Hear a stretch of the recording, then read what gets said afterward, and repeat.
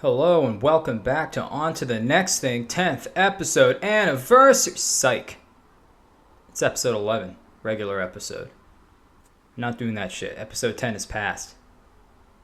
When there's going to be a special, there's going to be a special, alright? You'll wait. You won't see it coming. And all of a sudden, it's going to be all over the internet. It's going to be huge. It's going to be spectacular. Instead, we have a regular episode today, another solo episode. I assure you, everything is fine in the casting department. We have people waiting in the wings to be on this podcast, but for now it's just me because it's a busy time right now.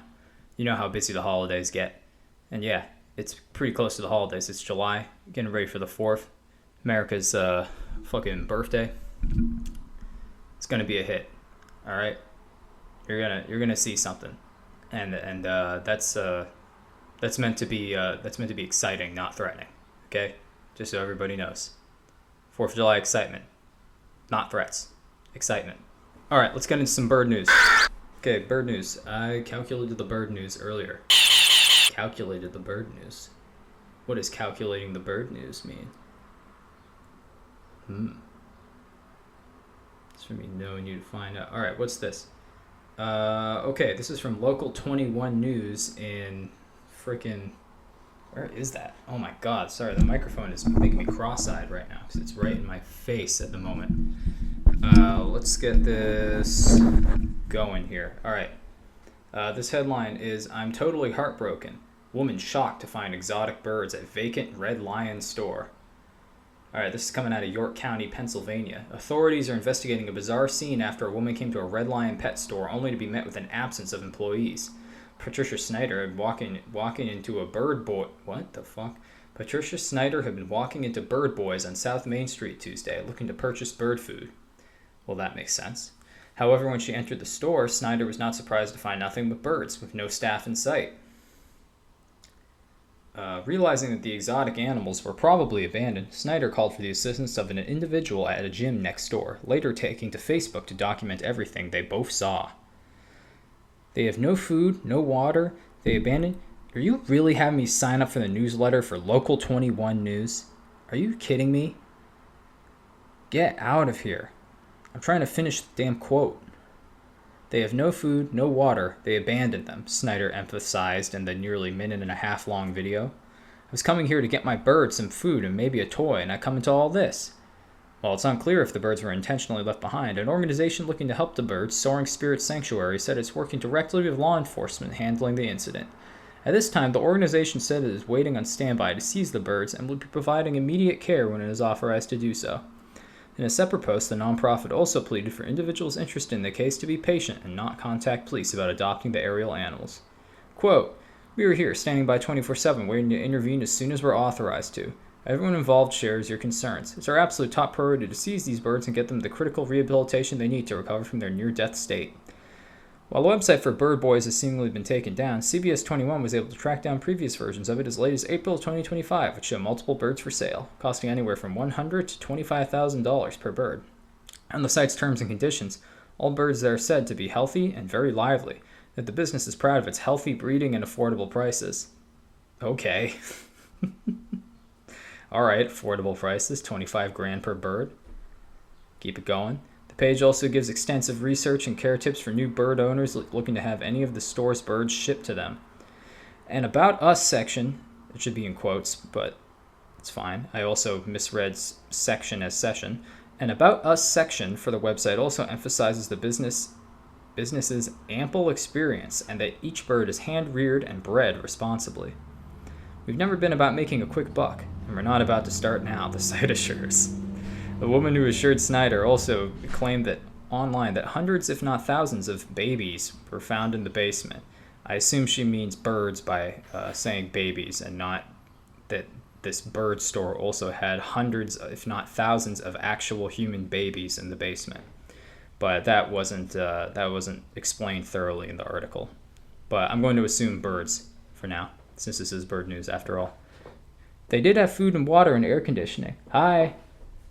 I know you're gonna edit this out. It's heavy up, like the air is thick. Yeah, no, I stepped out earlier. That's why I decided to stay in and podcast all day. Yeah, because it's hot. Brutal. And it's packed because people aren't running outside. Heat dome. It's like heavy air. It's crazy. Sorry. I might run outside when the sun goes down. I mean, I don't even want to cook right now. I know I didn't cook last night, but like, take this. Well, why would you cook? This is a podcast studio. Yeah. Where was I? They did have food and water and air conditioning, she said. CBS 21 attempted to call Bird Boys and sent an email listed on the store's Facebook page, but have not heard back at this time. CBS 21 did get a hold of an attorney for a woman who used to run the store.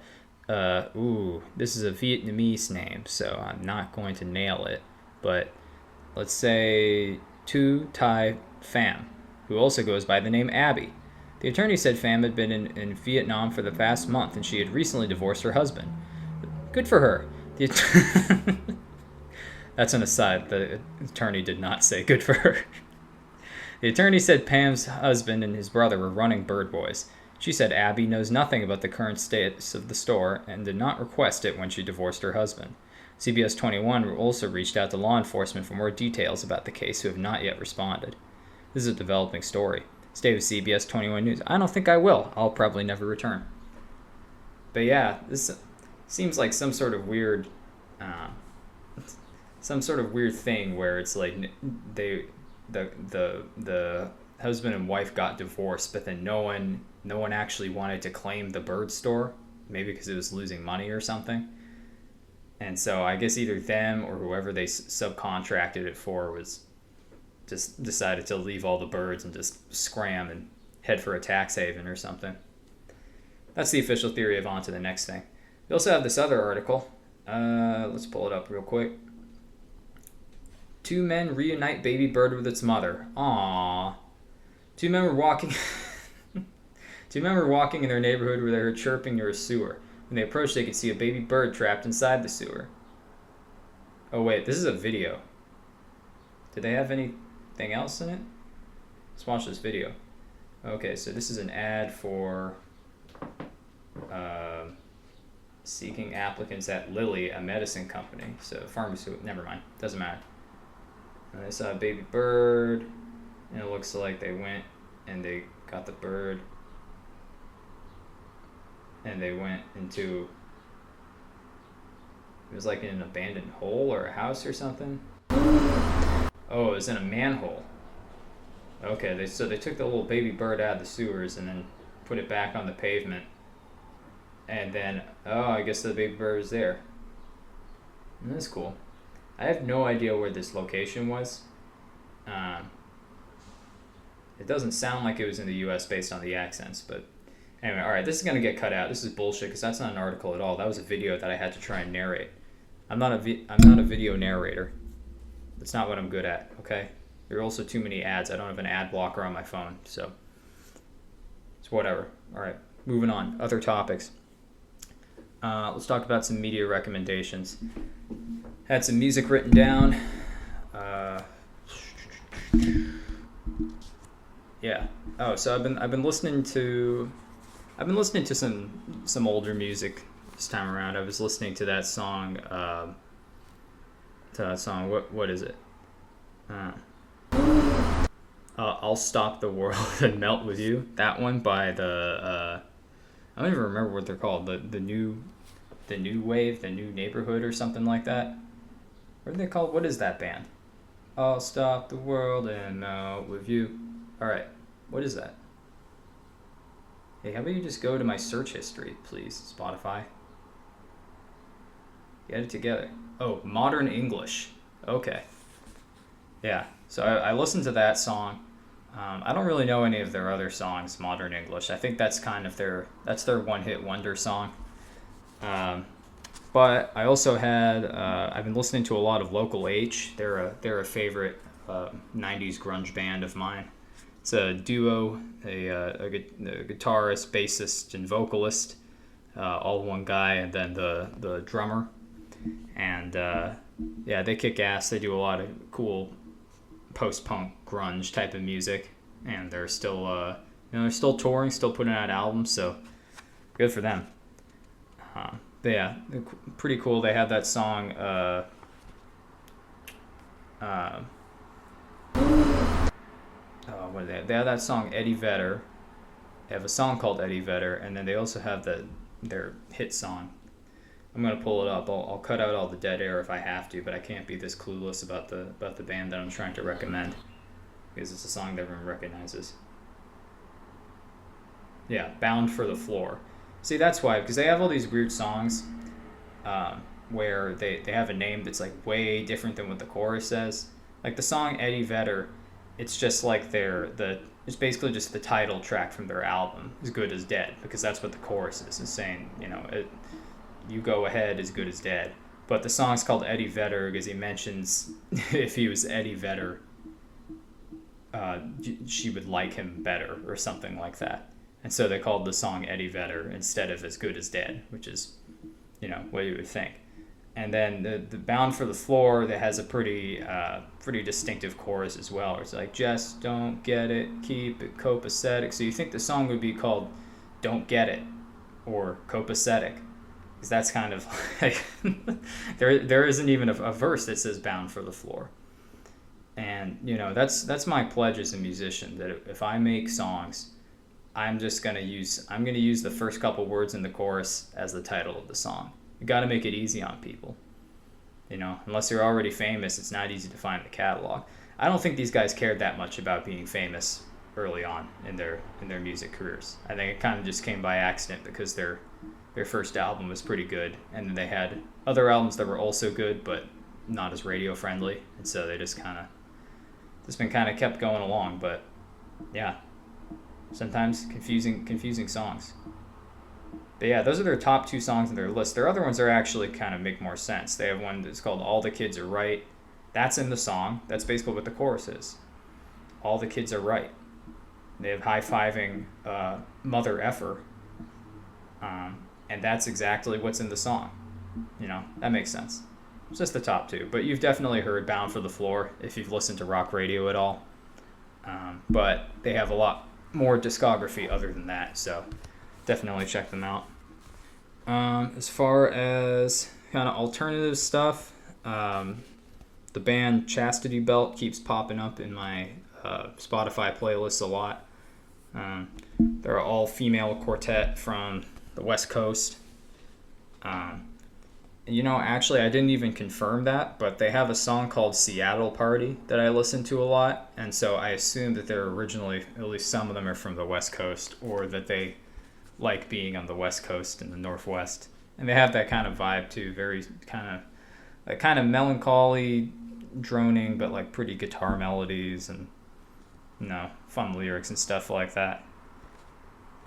It's a good band to have in your back pocket if someone asks you if you listen to any female artists, because they're pretty niche, and the thing is they're actually cool. They're not just something that you need to pull out in order to not look like a chauvinist. Like they're a pretty good band in their own regard. They have a lot of good chill songs for driving or walking around or just watching the fucking rain or whatever.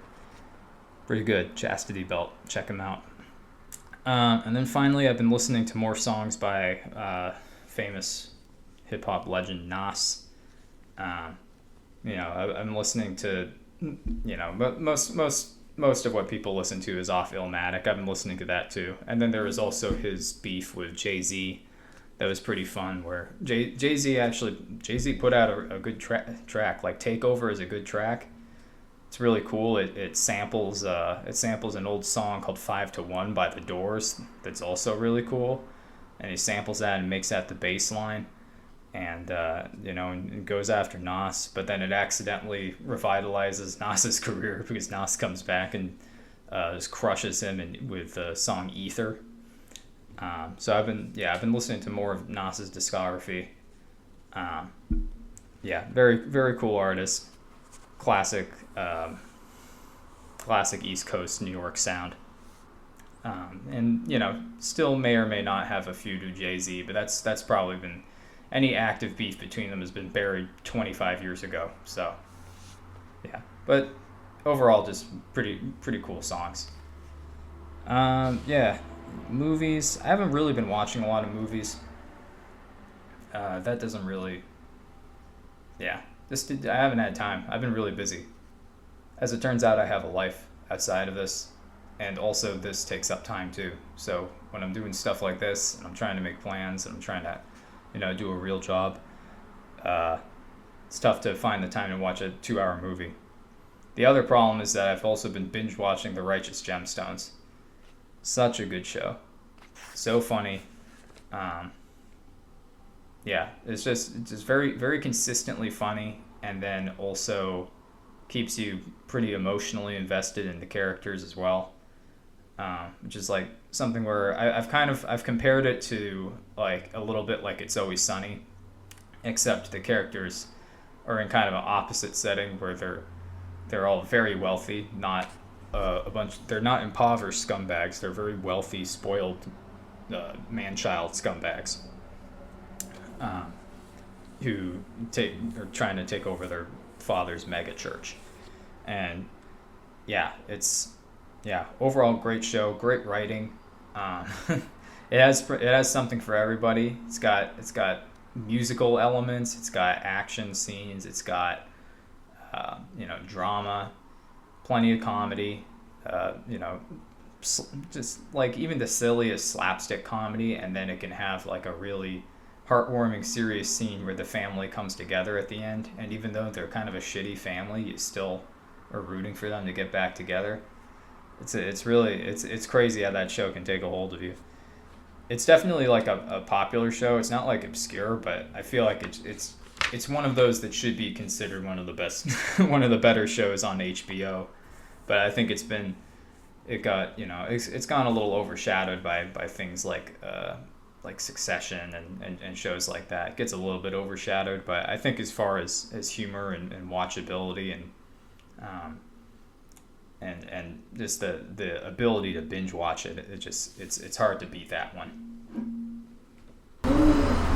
Okay, I actually have no literature recommendations, and that's going to tie into my main topic of the day, which is side gigs and what to do for a side gig if you're introverted and don't want to make like a OnlyFans or start a business or a crypto scam or stealing catalytic converters or whatever. Don't do any of those things, especially if you're introverted and can't talk your way out of that sort of thing.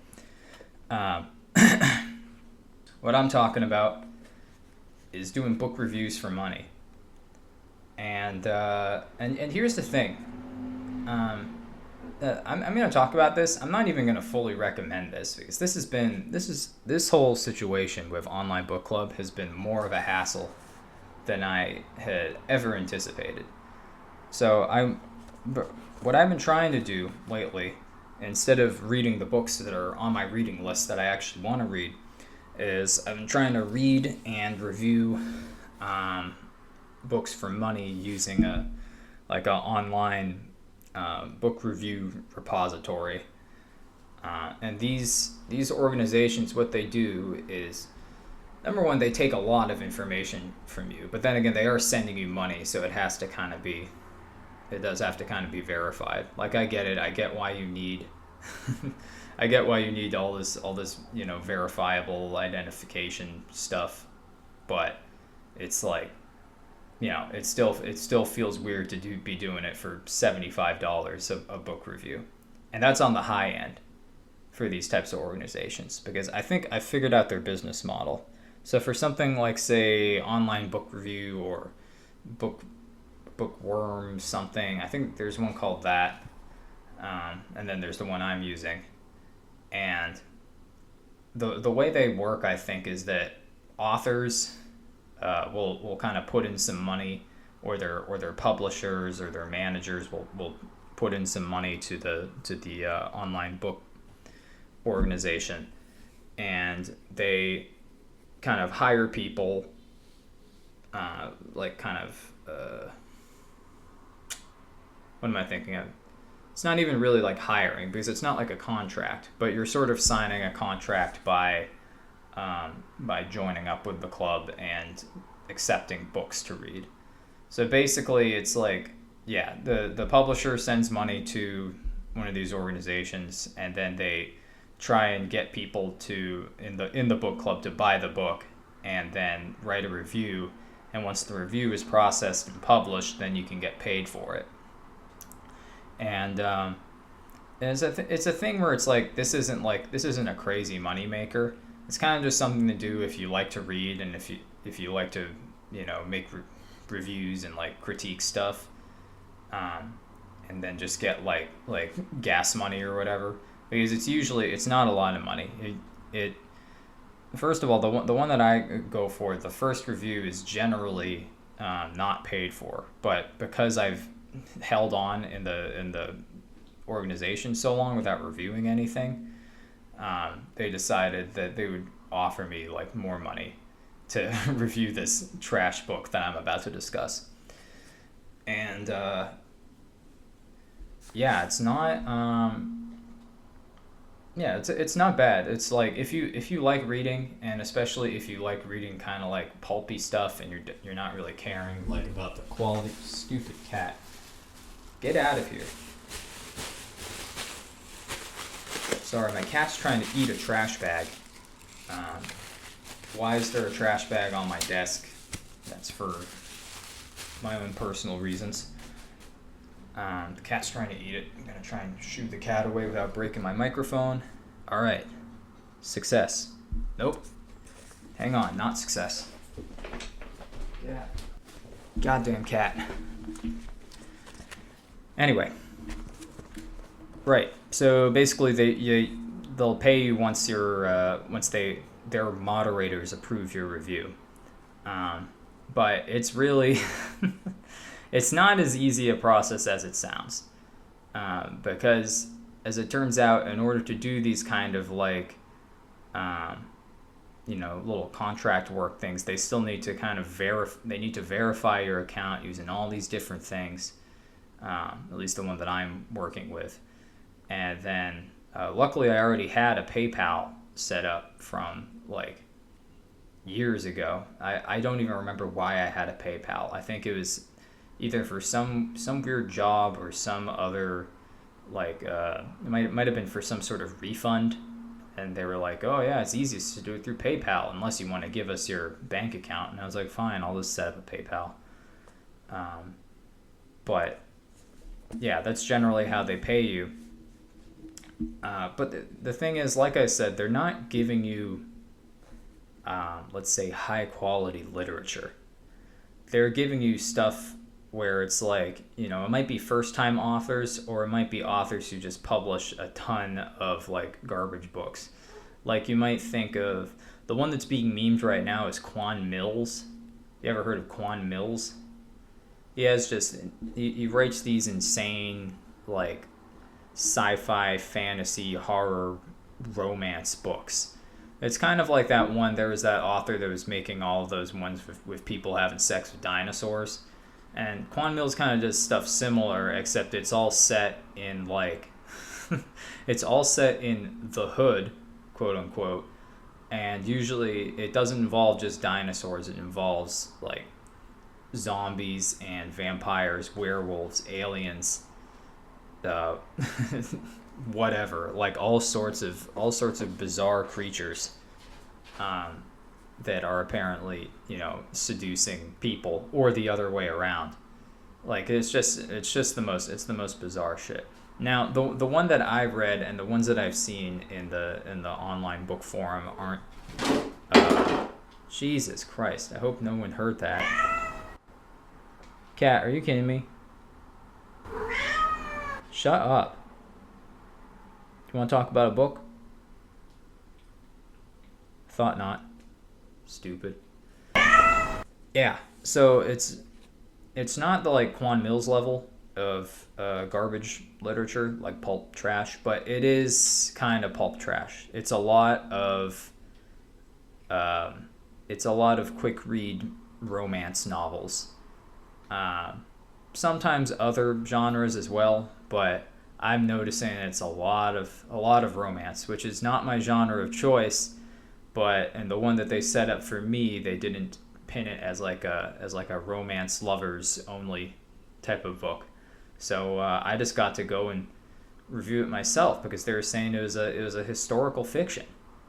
They're like, yeah, this is a historical fiction involving, mystery and other crazy shit and a little bit of romance. And I was like, okay, a little bit of romance, but they try and set up guardrails sometimes where it's like, this one should only be accepted if you actually enjoy, like, romance. But this one didn't have that. This one was just like, yeah, whatever, just, you have to be living in, like, the U.S. so you understand, so you understand the setting of the book. And the book that I unfortunately have been reading for the past week is called Deceptive Calm by Patricia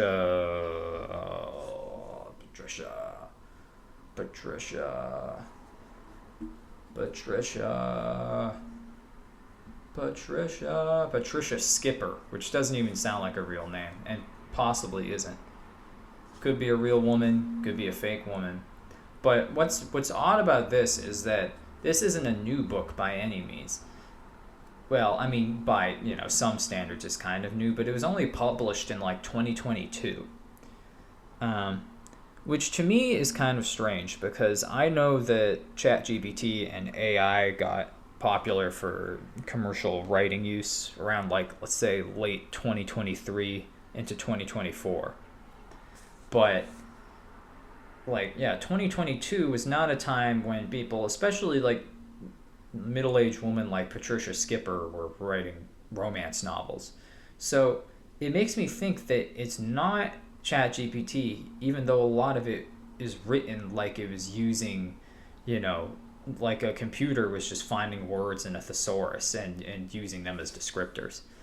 Because it's like this book it's I hate to be a book snob, but I generally speaking try and be careful where I put my money in any case. If I'm just going to the library, like, I'll just get whatever. I'll get something even if it looks kind of trash, just because it looks fun or whatever, or I just need something to read on an airplane or something. Like, sure, I'll do that with a library book. But if I'm buying a book, like, generally speaking, I don't buy stuff that I think there's a chance will be boring or like garbage.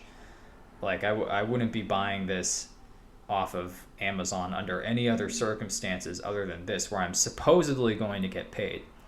Now, in a couple weeks, in a few episodes from now, I may have an update where I find out that I just got completely scammed, and they're going to take all the money in my PayPal, which is zero. And worse, that they're going to steal my identity, which is worse, but fine.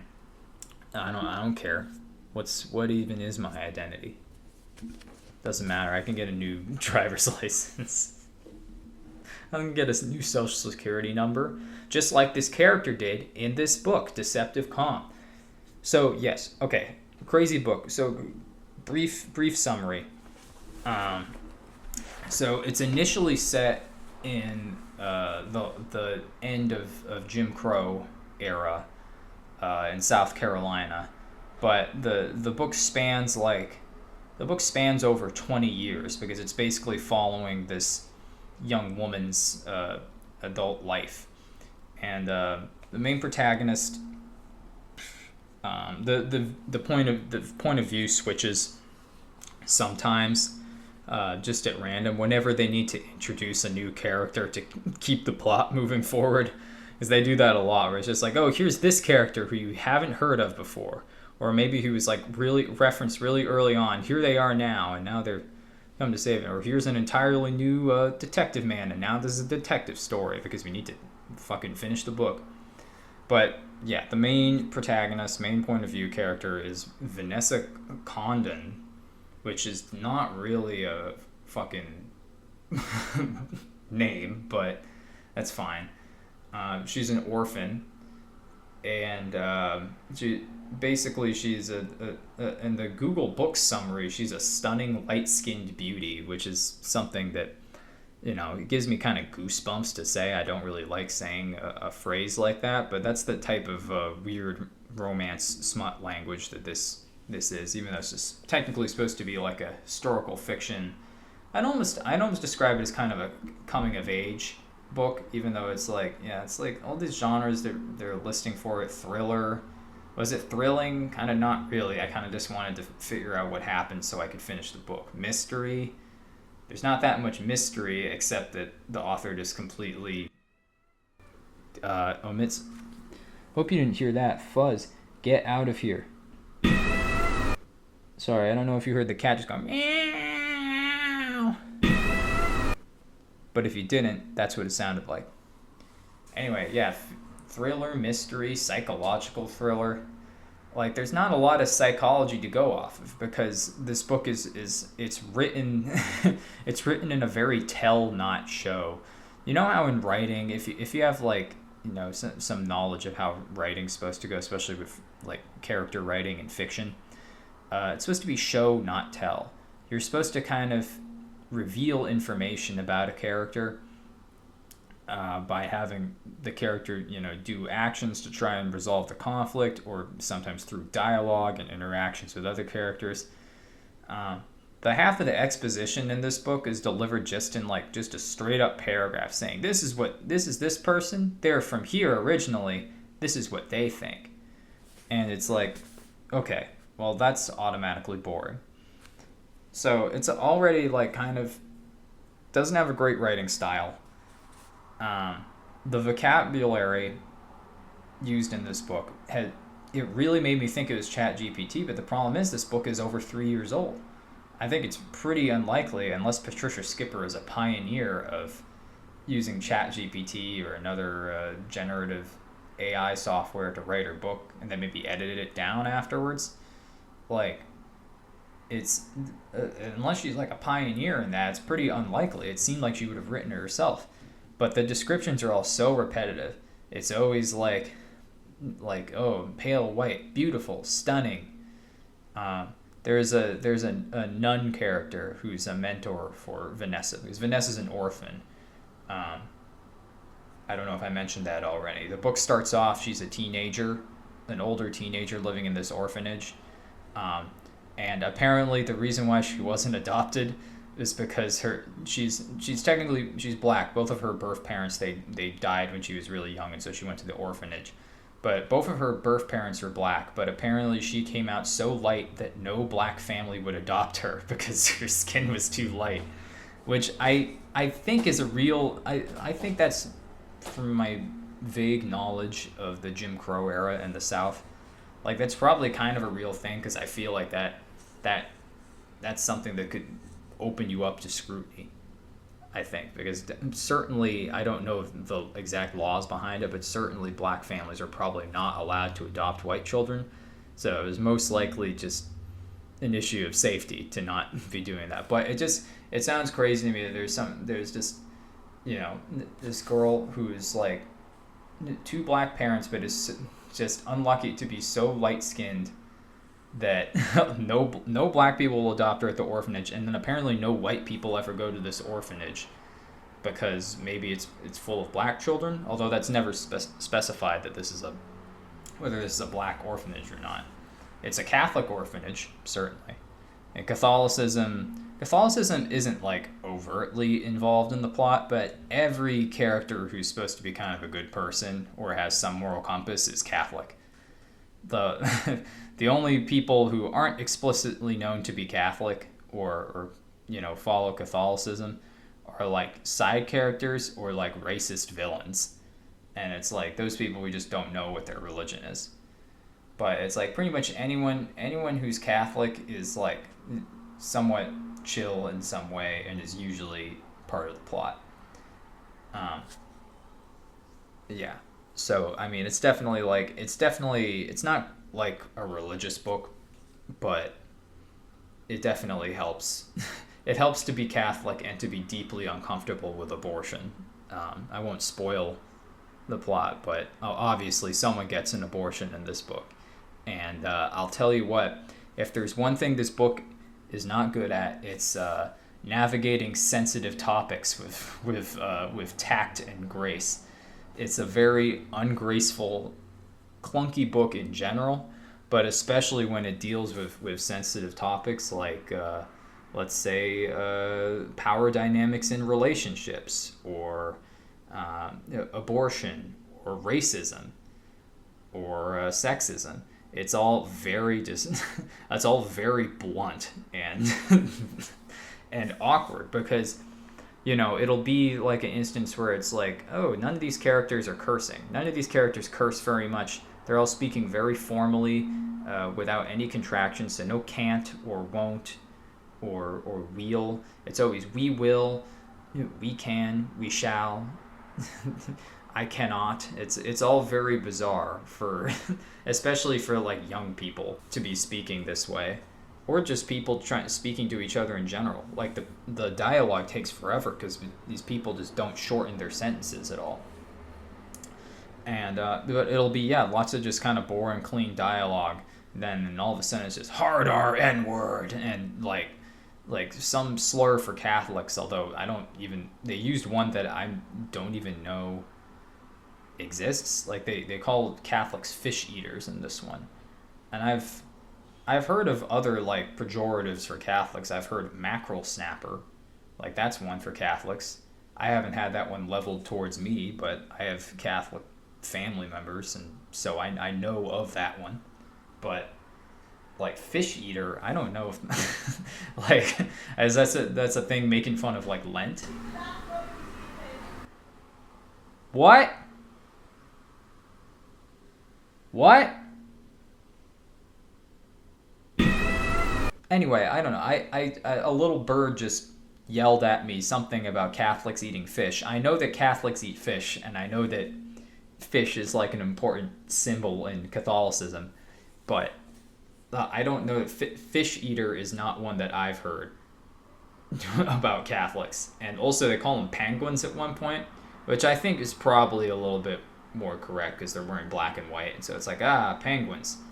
But yeah, but it'll be like very nothing, boring, polite dialogue, and then it'll just be like the most racist thing you've ever heard, or like or just some bizarre prejudice.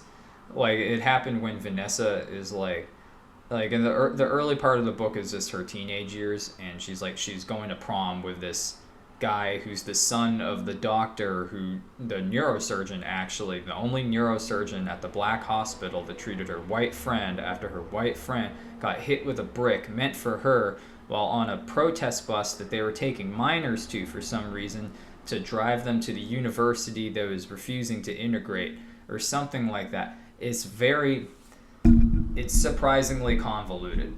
It's convoluted, and also it hardly matters at all. Because what really matters is Vanessa's relationship with literally two guys in the entire book.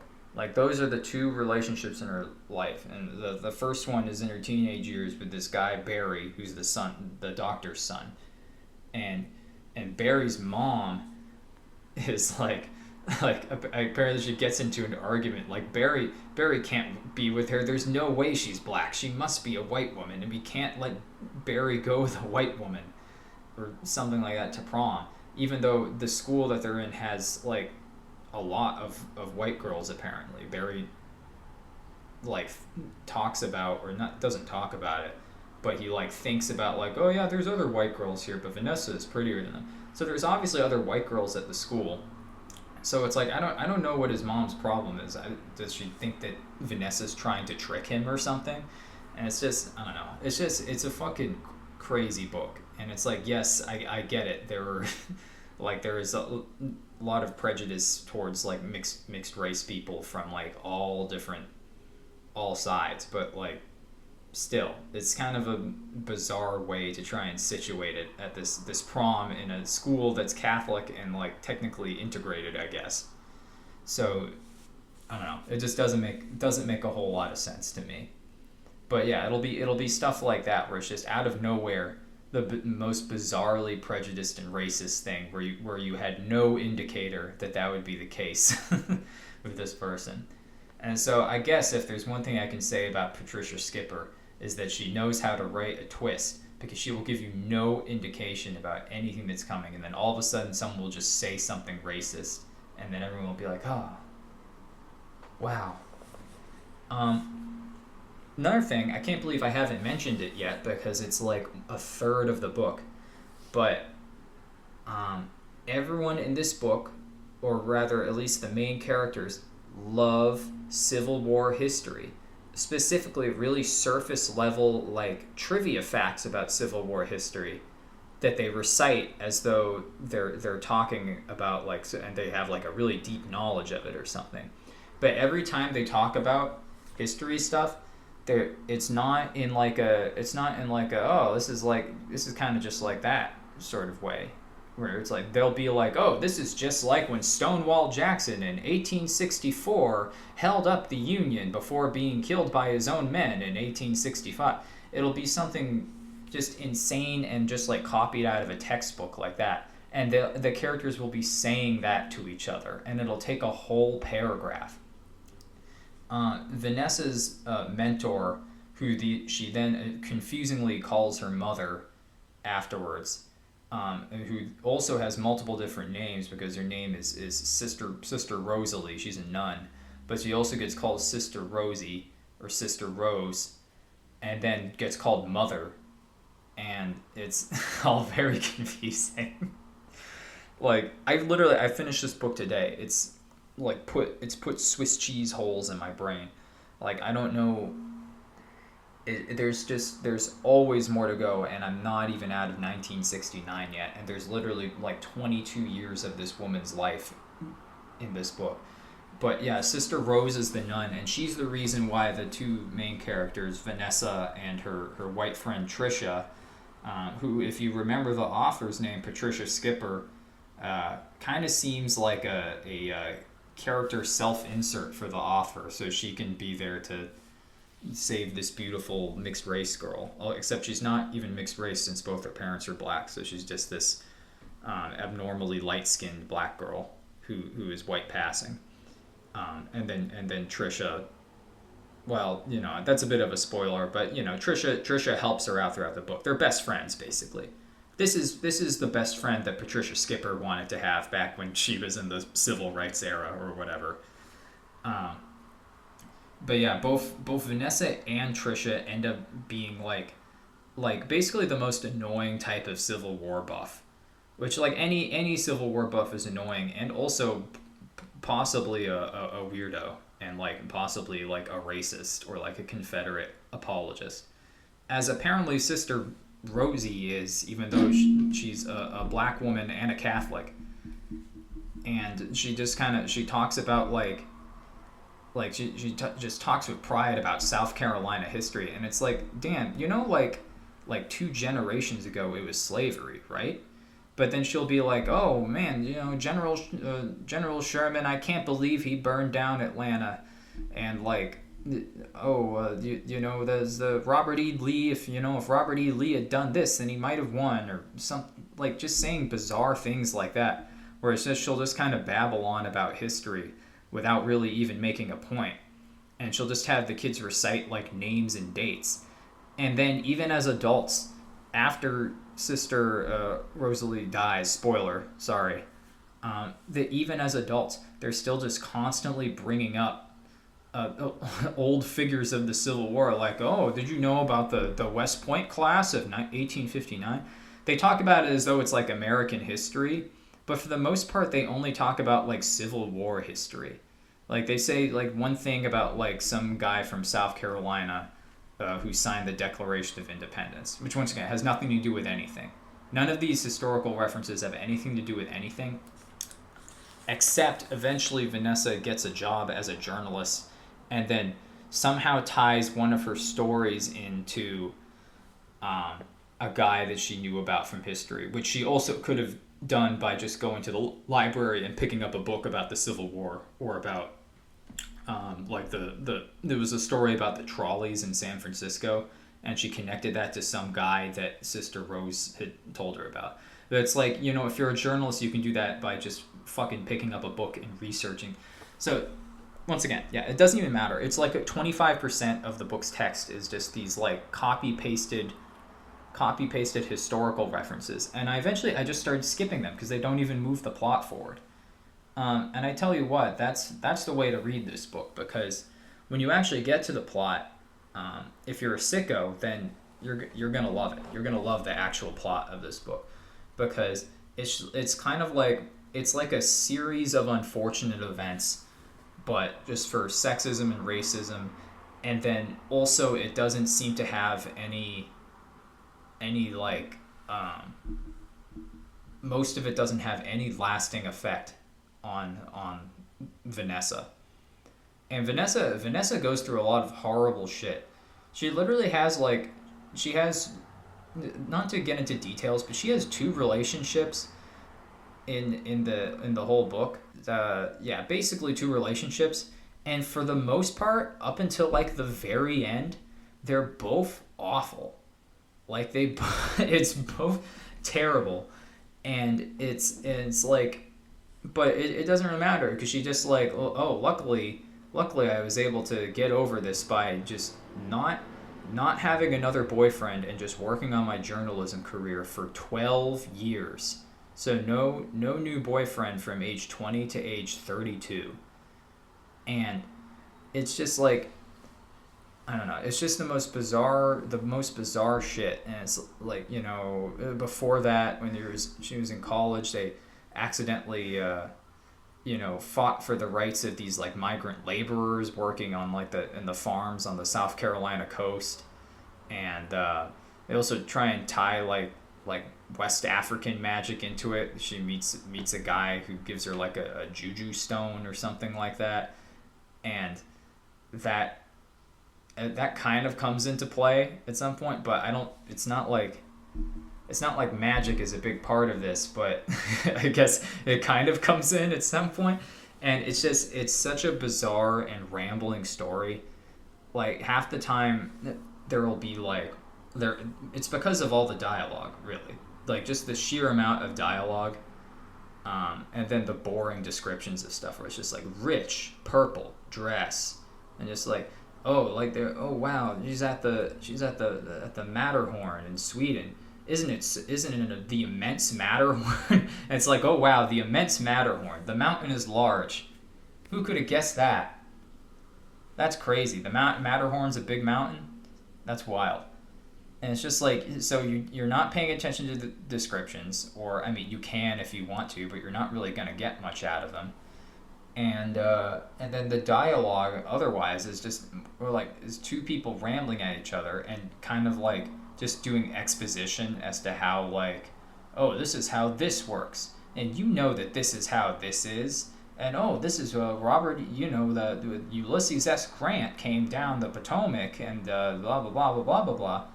And it's just nuts. It's so bad and so boring at times that you can't keep track of it. And then all of a sudden you're in the middle of a scene and you're like, oh my god, what is happening? How has this happened? Now they're gonna try and kill this person.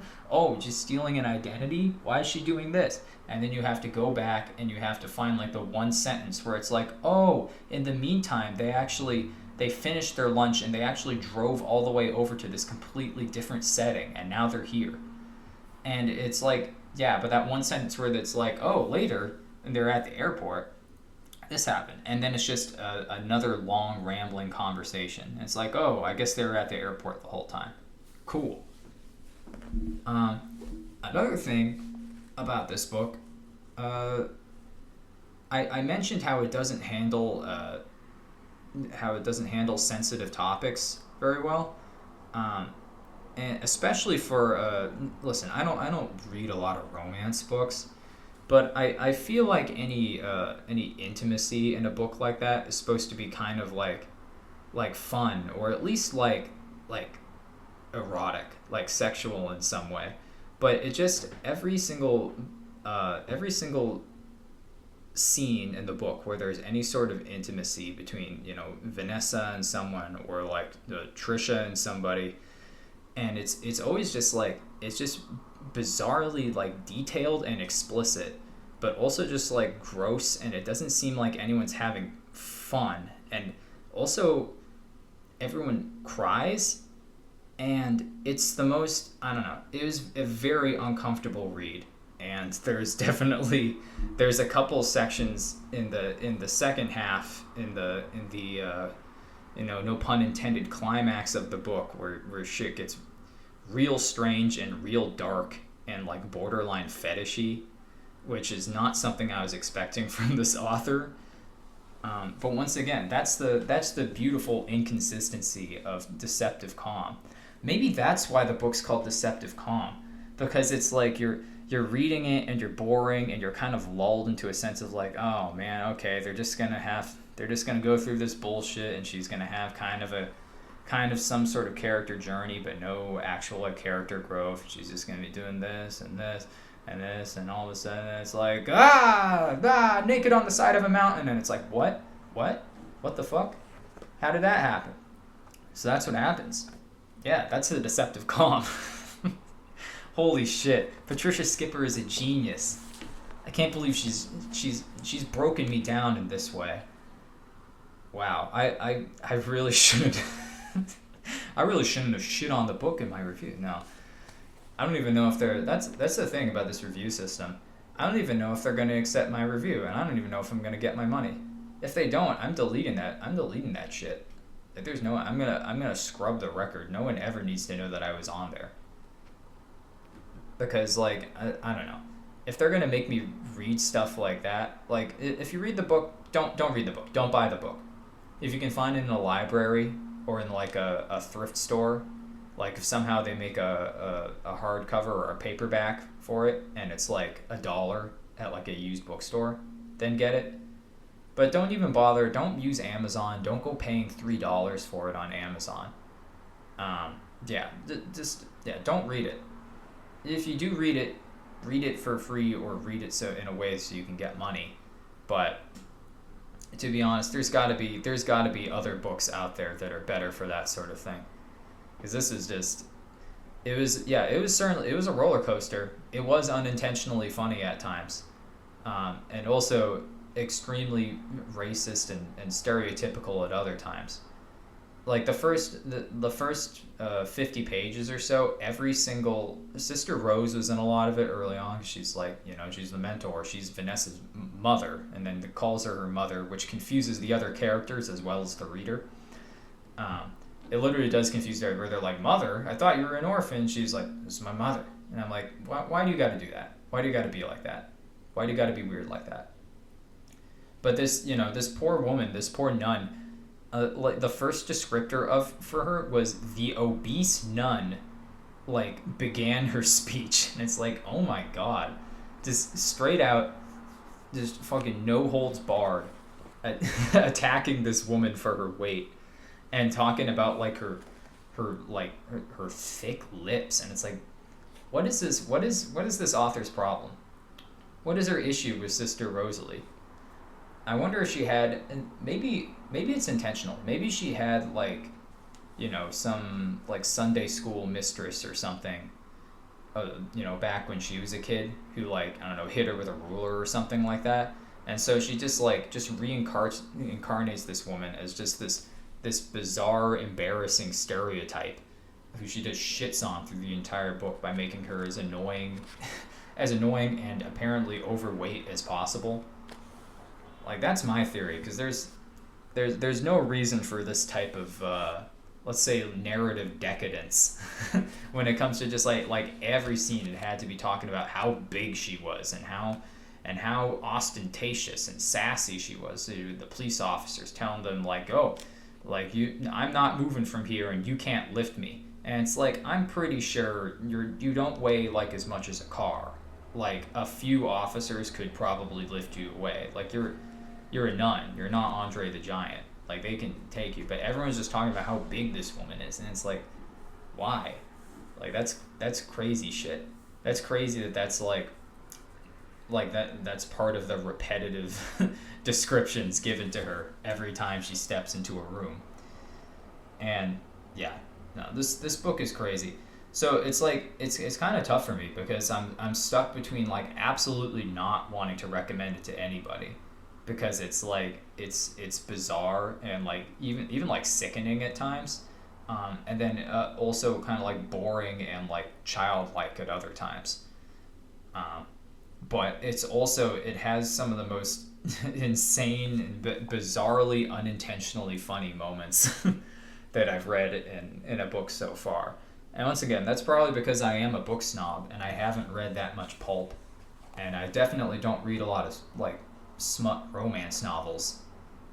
which this was for like about 10% of it. 90% of it is like a hastily solved mystery, and then the other 70% is just a series of unfortunate events for a woman. And like it, yeah, I don't know. It's just I don't read a lot of books like that, but maybe someone out there you would, but I wouldn't go paying Amazon for this book.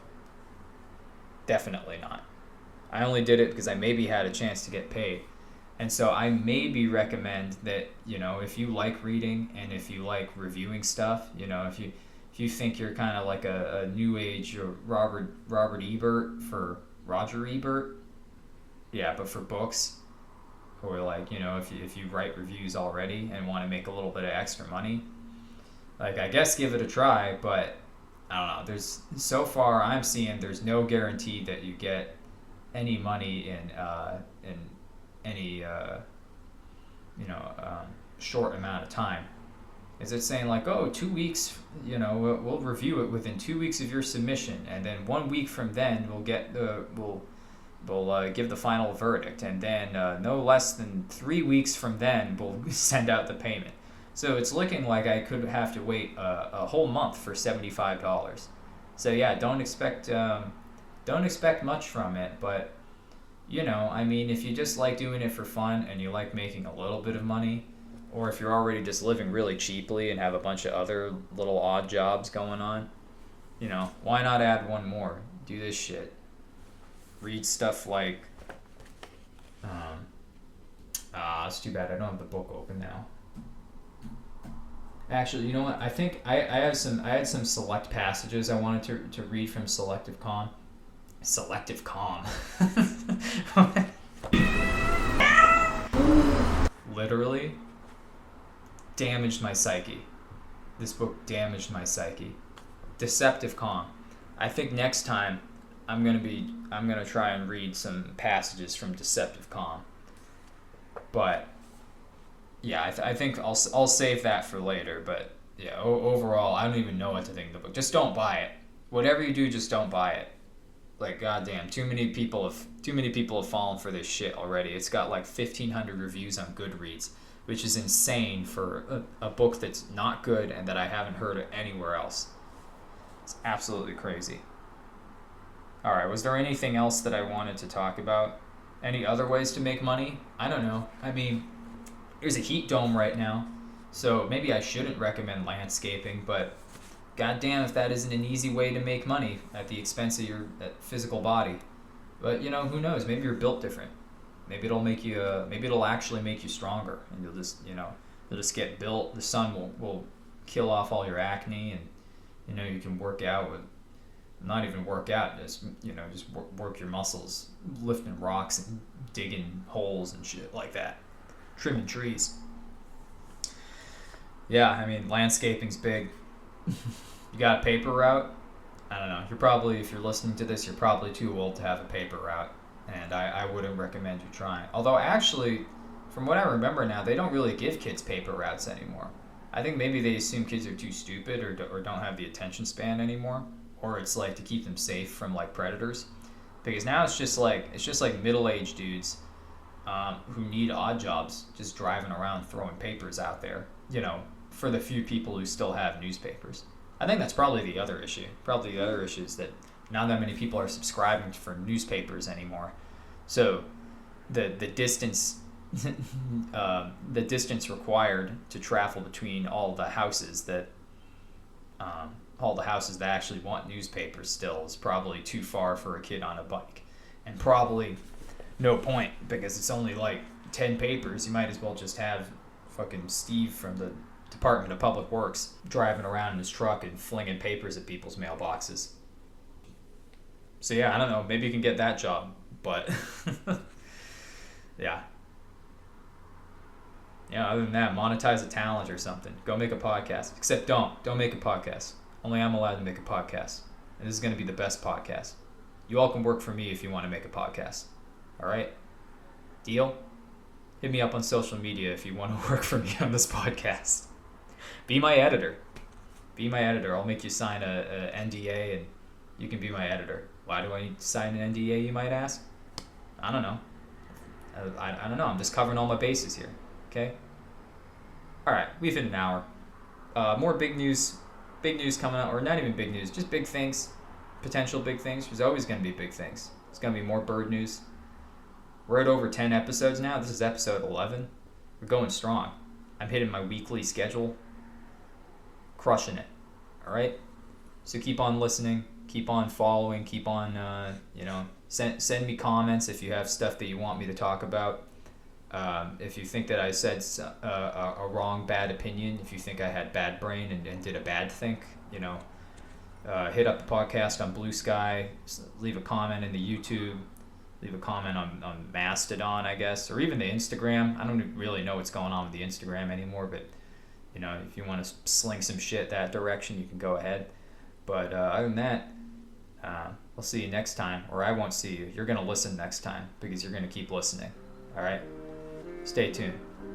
Signing off. Goodbye.